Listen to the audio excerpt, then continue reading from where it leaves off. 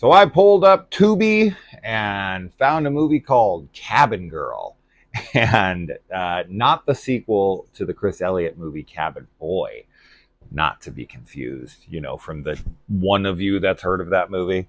Yeah, so this is about a girl who is vlogging about her new, uh, venture into van life, and she becomes really successful as this vlogger, and she gets into an accident. This scars her from being able to live that life. So she goes and she buys a cabin and she tries to reinvent herself to her followers as Cabin Girl. While she is there, she is being stalked, and she is also thinking that she is being haunted by the girl who used to live there. So this movie kind of has a lot of things going on in it for sure. It ends up being kind of like a mix of a few different kinds of subgenres. It, I will say this, and I kind of said this about my review that I did on Sorry Charlie, which is a Tubi original. I don't know if this is a Tubi original. I don't think it is. No. Correct me if I'm wrong. I can't remember though. I thought this might be. But much like Sorry Charlie, this actually felt kind of like a Lifetime movie to a degree, but better. I know someone in my comments was like, I really like Lifetime movies and they get a bad rap, but yes, some are terrible and some are better than others. So, like, I don't know. I haven't watched a lot of Lifetime movies, but the few that I've seen are very formulaic and pretty much tap out at a certain level of quality.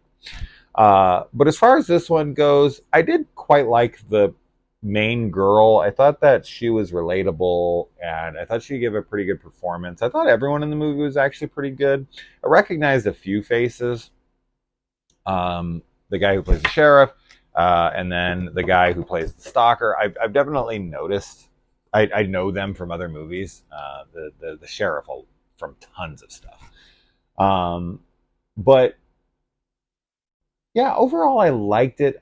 I definitely don't think that like my hardcore horror fans are gonna be into this one. This one's more tame and like a thriller more so. But it definitely has horror elements because the ghost stuff that's going on around her is definitely horror.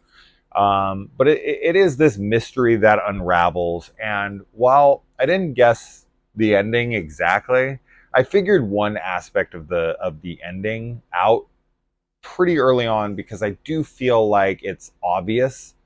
But that being said, there's more twists to it than that. So I was surprised to find out that there is more going on in here. The film does feel a little unfocused because of how much it has going on. But ultimately, I do think that it kind of pulls everything together and does make sense in the end and doesn't feel convoluted or overstuffed. It just kind of felt like that was what was happening. And then when the film ended, I was like, you know what? I think it justified itself. Like, I think it justified all of those decisions. And I ended up being like, okay, that was cool. That was a good ending, right? So when you can land your ending, you have a successful, or you have at least a more successful film, right? You might not have a completely successful film, but the ending is what everyone remembers. And I do think that the ending of this one, while it is a lot, I still think that it works for everything set up in here. But yeah, it's good. It's good. I didn't love it for sure, but I did like it because I did find myself interested throughout. I did find myself compelled to find out where this went. I did find myself connecting to the performances and the actor, the character that the actress portrays here. So ultimately, I do think it's a successful film. I think it'll be like an eye roll film for people who aren't into these types of films, like with that like milder edge to them.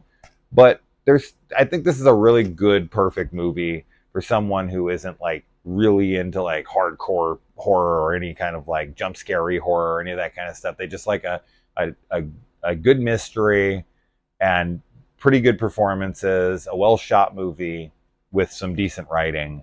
Like if you just kind of like a milder horror movie or thriller, then I think this one would definitely work for you. So, but I'm a pretty equal opportunity guy.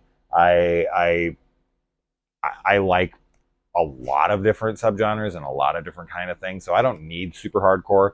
I prefer it. I definitely enjoy more violent, graphic kills and all sorts of juvenile things thrown in just for my little tastes and whatnot. But I can also appreciate movies like this. So if you are into the Lifetime type movies, or if you're into mystery movies that aren't super hardcore, this one's not a bad watch, and it's on Tubi. It's free. But yeah, that's that. Let me know if you watch it.